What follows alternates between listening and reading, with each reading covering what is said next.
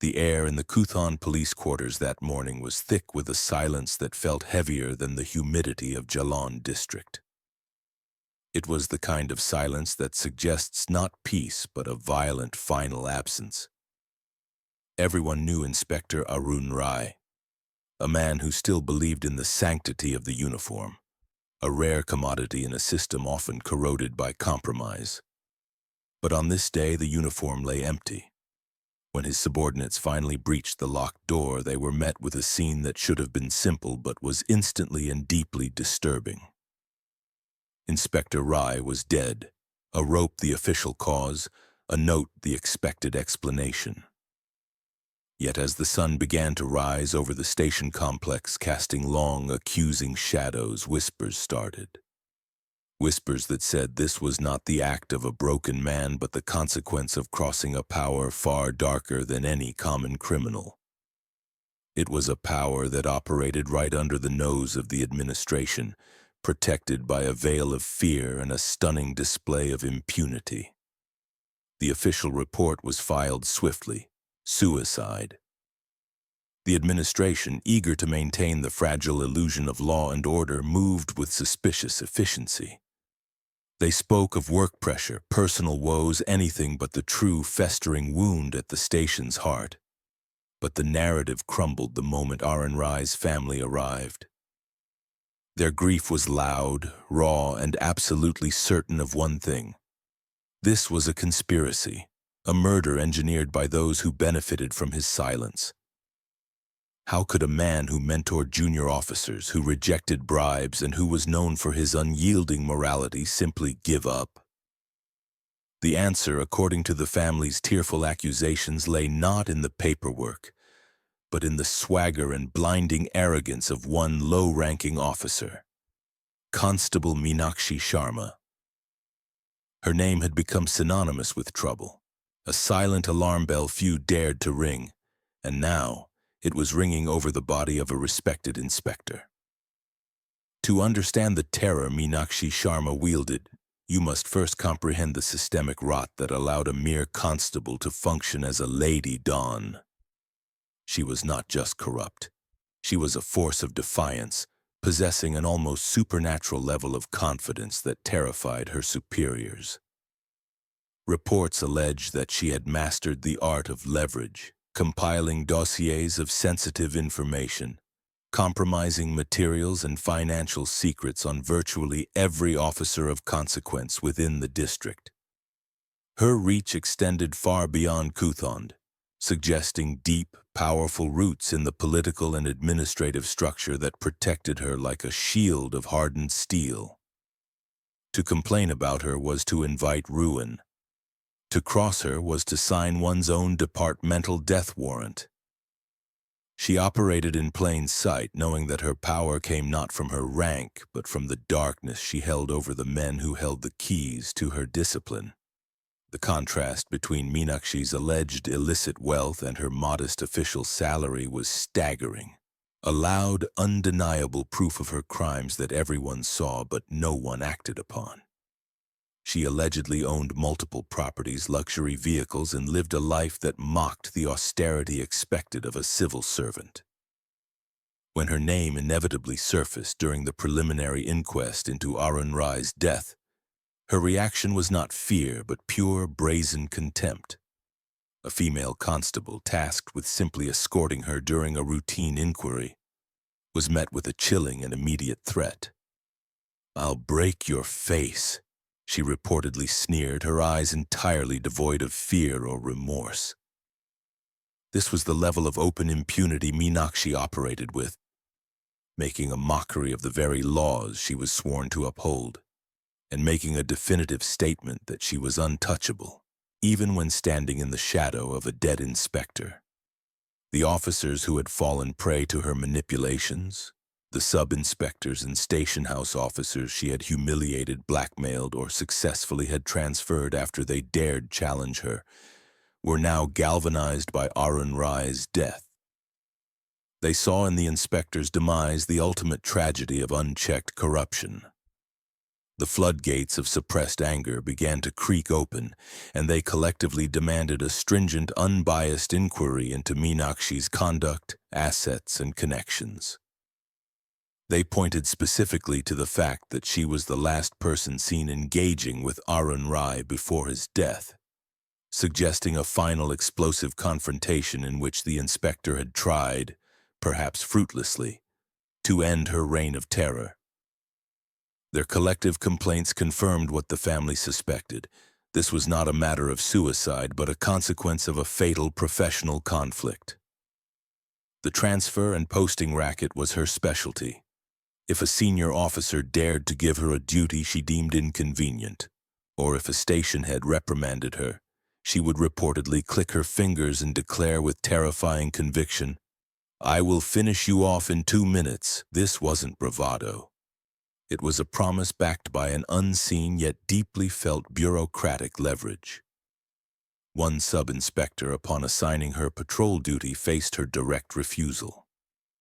When he grew angry and warned her of disciplinary action, she simply repeated her chilling mantra. Days later, he found himself facing a barrage of bogus complaints filed by Minakshi with higher authorities, leading to his humiliating transfer. The fact that high-ranking officers would immediately cave to the demands of a low-ranking constable was the clearest indication that Meenakshi Sharma was merely the terrifying public face of a much larger, highly organized conspiracy. The initial investigation team, pressured by political forces already compromised by Meenakshi, tried to stonewall the matter. They labeled the family's accusations as baseless grief and categorized the demands of the victimized officers as professional jealousy. The case file was thin, the notes were vague, and the official conclusion was pre-written. Yet the sheer volume of suppressed complaints, the persistent demands for justice, and the glaring inconsistencies in the official timeline gnawed at the conscience of one key investigator. Deputy Superintendent of Police DSP Rakesh Singh. He was an outsider recently transferred to the district and untainted by Meenakshi's influence. Singh saw the cracks in the administration's rushed verdict and understood that true justice required a deeper dive into the district's dirtiest secret. DSP Singh knew he had to proceed with surgical precision. To challenge the suicide ruling outright would be to invite political fire and risk his career. He started his independent inquiry not by looking at Arun Rai's body, but by meticulously reconstructing Meenakshi Sharma's professional life. He interviewed the victims under a cloak of secrecy, logging every threat and every documented instance of her 2-minute vengeance. He realized that the official files, while containing the bare minimum of her professional history, were deliberately sanitized. The record showed no disciplinary action, no serious reprimands, and an almost improbable string of advantageous postings. The paper trail, or lack thereof, confirmed his suspicions that her power was structural, not personal, and that many powerful people had a vested interest in keeping the Meenakshi file clean and quiet, effectively making her a ghost in the system. This was a story of two opposing forces: the quiet integrity of Inspector Arun Rai against the loud, audacious criminality of Constable Meenakshi Sharma. Rai's death was the moment the hidden conflict became public, a visible sign that the moral compass of the police station had finally snapped under unbearable strain. The silence of the departmental halls now held the echo of his final struggle. DSP Singh, working late into the night with a single kerosene lamp illuminating the redacted documents, pieced together the fragments of what must have been Inspector Rai's final hours. He understood that Rai, perhaps in a moment of utter professional and personal defeat, had been cornered, his reputation threatened by the very woman he had likely tried to bring down through official channels. The weight of the impending scandal, the threat to his family, and the knowledge that the system itself was protecting his tormentor must have been unbearable. The investigation led DSP Singh to the District Administrative Archives, a dusty, forgotten corner where he knew the real records were hidden away from the prying eyes of the compromised officials. He justified his visit under the guise of an unrelated audit, meticulously scanning through old staff reviews and internal communication logs. What he found confirmed his worst fears. A shadow file, heavily cross-referenced and deliberately separated from the main database, containing not just dozens but hundreds of internal complaints against Constable Meenakshi Sharma. These complaints spanned years and covered everything from petty corruption to serious charges of blackmail and unauthorized use of police vehicles for personal, illicit activities. This file was the evidence of the organized crime syndicate operating within Kuthond and the shocking depth of the corruption. But who had put this file together and why was it never acted upon? Was it a weapon held against her, or simply proof that the entire system knew and simply chose to look the other way? The contents of the hidden shadow file were a roadmap to the dark heart of the district's administration. DSP Singh discovered that the hundreds of complaints weren't just random acts of misconduct, they were all connected by a singular ruthless motive: extortion. Meenakshi Sharma had perfected a meticulous system of trapping officers, businessmen, and local politicians. The documents detailed how she would use surveillance, manufactured evidence, and her extensive political connections to ensnare victims, then demand staggering amounts of money and property under the threat of public disgrace or fabricated criminal charges. The file documented payments, property transfers, and coerced departmental transfers, showing that she wasn't operating alone. She was the tip of a pyramidal scheme, and the list of her direct victims included high-ranking officers who, having been compromised, were forced to become her silent protectors. The deeper Singh dug into the financial records mentioned in the shadow file, the more astronomical Meenakshi's illicit earnings became. The search results listed property deeds, investments in Benami proxy names, and transactions far exceeding what a constable could earn in several lifetimes. It was an empire built on the misery and terror of others. This was not a side hustle of petty corruption. This was a dedicated, full-time criminal operation run from the police station itself. The investigation began to shift from finding a motive for Inspector Rai's death to unraveling a sprawling racketeering enterprise. Rai's suicide now appeared not as a personal tragedy, but as the final desperate casualty in a war against corruption that he alone had dared to fight openly within the station walls. Singh's immediate challenge was the internal resistance. The moment he began issuing subpoenas and official requests regarding Meenakshi's financial records, the administrative wheels started to turn in opposition. He received anonymous calls warning him to stop, veiled threats about his own past conduct, and sudden, inexplicable delays in accessing crucial documents. It became clear that the power protecting Meenakshi was not limited to her immediate superiors. It stretched to the highest echelons of the state bureaucracy, individuals who had either benefited from her silence or were directly involved in the extortion ring. The pressure was immense, transforming his quest for truth into a lonely, dangerous fight against the very institution he represented. He realized he was surrounded by collaborators, and his own life could be next on the list. The stories of Meenakshi's victims painted a horrifying picture of professional sabotage and personal humiliation. One sub-inspector, upon trying to investigate a property dispute Meenakshi was illegally brokering, was falsely accused of soliciting a bribe. When he angrily confronted her, she simply snapped her fingers and repeated her terrifying threat: 2 minutes. The next day, he found himself facing a formal internal inquiry based on anonymous, yet highly detailed and fabricated accusations. The inquiry was swiftly closed, clearing him of wrongdoing, but not before the trauma of the accusation forced him into a medical leave. These actions cemented her reputation as an untouchable force, a person who possessed the unique ability to weaponize the police system against its own members, turning procedural bureaucracy into a tool of personal revenge. The investigation led to a former clerk who had been dismissed years ago on vague charges. This clerk, now working in anonymity, had been responsible for maintaining the station's non-digital archived records. Under strict protection and immunity, he confessed to Singh that he had been forced to alter duty rosters, fabricate attendance reports, and even shred original complaints against Meenakshi for years. He confirmed that Meenakshi had direct access to high-ranking officials through a political intermediary, who ensured that all paper evidence of her misconduct vanished before any serious action could be taken.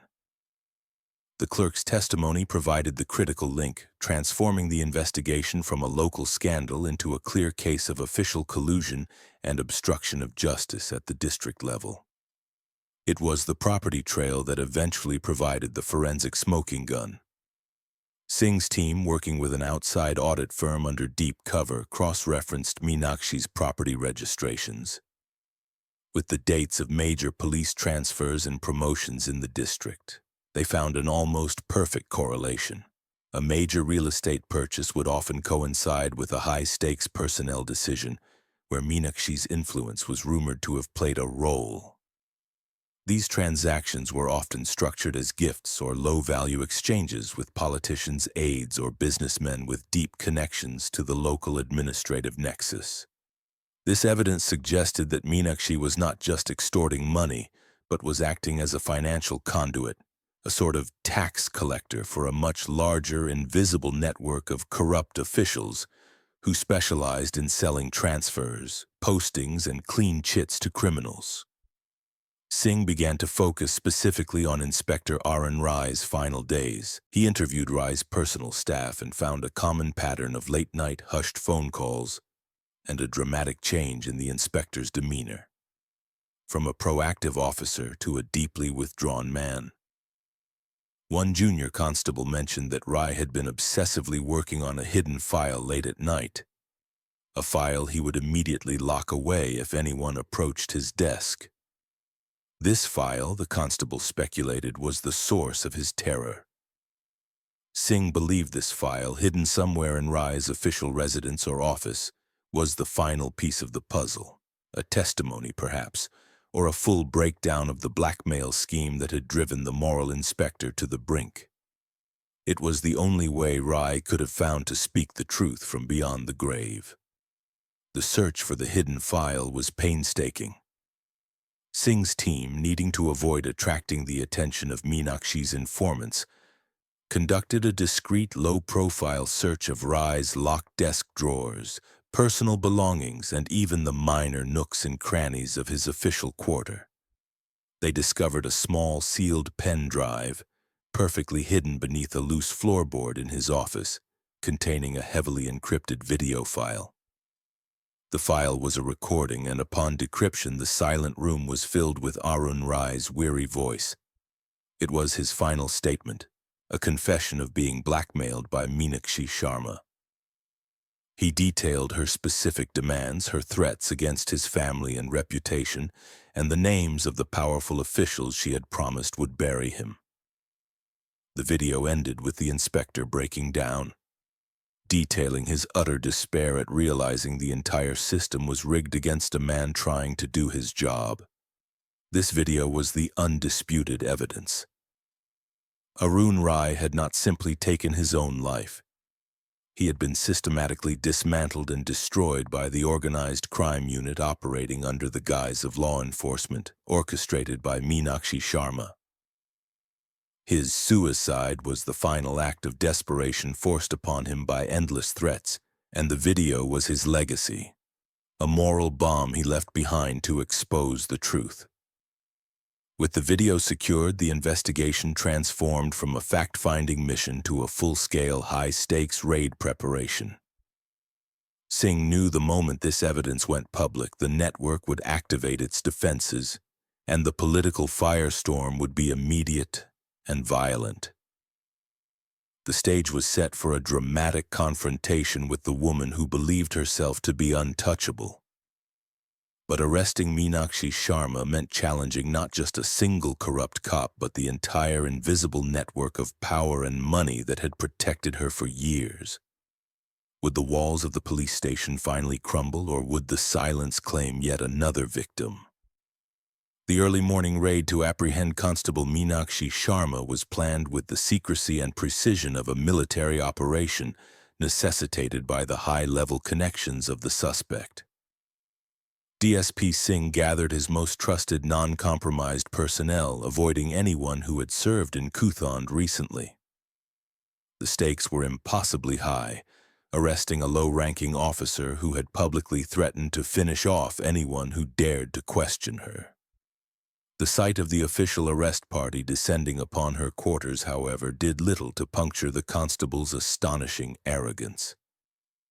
Meenakshi emerged, not with fear but with a palpable sense of entitlement and rage. As she was escorted to the vehicle, a female officer respectfully asked her to comply with the standard procedure. Meenakshi's response was instantaneous, confirming the worst rumors about her temperament. She wheeled around and snarled the now infamous phrase, "I'll break your face," her eyes burning with an unshakable conviction that this arrest was temporary and her revenge would be permanent. This act of brazen defiance captured on record was the final indelible proof of her criminal mentality. The subsequent departmental fallout was immediate and explosive. The news of the arrest of the Lady Don Constable Minakshi Sharma and the simultaneous announcement of a probe into her property and assets sent shockwaves through the district's political and police administration. The victims who had suffered under her regime, the demoted sub-inspectors, the terrorized junior staff, and the innocent citizens she had extorted, rushed forward to give their statements. Their collective testimony painted the grim picture of years of suppressed anguish and professional sabotage. They detailed how Meenakshi, whether dealing with a station house officer or a junior sub-inspector, would simply snap her fingers and declare, "I will finish you off in 2 minutes," a threat that always proved horrifyingly true. These officers demanded not just her prosecution, but also swift, harsh action against the high-ranking officials who had shielded her criminal empire and participated in the cover-up. The investigation into Meenakshi's illegal properties unveiled a staggering network of wealth that mocked her constable's salary. The auditors discovered ownership of multiple flats, large agricultural landholdings, and investment portfolios that totaled crores of rupees. Crucially, the paper trail led directly to the political aid mentioned in Inspector Arun Rai's final video, confirming that the constable was acting as a front for a vast, organized racket specializing in extortion and money laundering. The initial myths, that she was just well-connected or feisty or simply a rogue element, were utterly dissolved. The truth was far more sinister. She was a key active component in a structured financial crime syndicate that had weaponized the local police apparatus for personal and political gain, trading departmental favors and clean chits for cold, hard cash. During her official booking, Meenakshi continued to display an unwavering sense of power. Even when a female constable attempted to place the mandatory identification sticker on her face for the official mugshot, a symbol of her fall from grace, she resisted violently. She remained haughty, her lips curled in a perpetual sneer, showing absolutely no sign of remorse or fear, maintaining the dabang, defiant attitude that had been her signature. This deliberate refusal to acknowledge the authority of the law, even when physically restrained, served as a stark reminder of the depth of her contempt for the legal system and the administration. It was a terrifying spectacle that highlighted how completely detached she had become from the reality of her crimes. Convinced that her protectors would soon secure her release, the extensive investigation spearheaded by DSP Singh using the compelling evidence from Inspector Arun Rai's final video finally solved all the circulating myths surrounding the case. The myth of work pressure. Arun Rai did not suffer from routine work pressure. He was under relentless pressure from Meenakshi Sharma, who was systematically blackmailing him using compromised departmental information. threatening to ruin his reputation and career. The myth of suicide. The death was not a spontaneous act of self-harm. It was a consequence of coercive blackmail and extreme psychological duress, a forced act driven by the overwhelming realization that the system he served would never protect him from the criminal operating within it. The timing of the death correlated directly with a final massive payment Meenakshi demanded, which Rai could not pay, leading to the ultimate threat against his family. His suicide was the final desperate message to the world that he was destroyed by corruption, not by choice. The system, though deeply flawed and partially culpable for the years of neglect, had finally been forced to confront the truth. Meenakshi Sharma was subsequently charged with abetment to suicide, extortion, racketeering, and obstruction of justice. The officers who had previously suffered under her threats were restored to their dignity, and the investigation expanded to dismantle the higher-ranking officials she named in Arun Rai's video. The cleanup of the Kuthon police station served as a painful, necessary lesson for the entire district. That silence is complicity, and corruption, no matter how powerful, will eventually claim its own. Inspector Arun Rai's integrity, though costing him his life, ultimately became the catalyst for purifying a poisoned system. The removal of Meenakshi Sharma from the police force marked the beginning of true accountability, forcing a long overdue introspection into why the administration had allowed a constable to wield such terrifying, unchecked power for so long. The systemic vulnerability, the fear of exposure, the desire for quiet transfers, and the prioritization of reputation over justice had been exposed. Justice was finally served, not by the system's initiative, but by the relentless pursuit of one uncompromised officer, driven by the recorded legacy of a good man who had been tragically pushed past the breaking point. The resolution brought closure to the Rai family and a wave of relief for the victimized officers, but it also left a scar, a permanent reminder of the darkness that can take root when power is abused.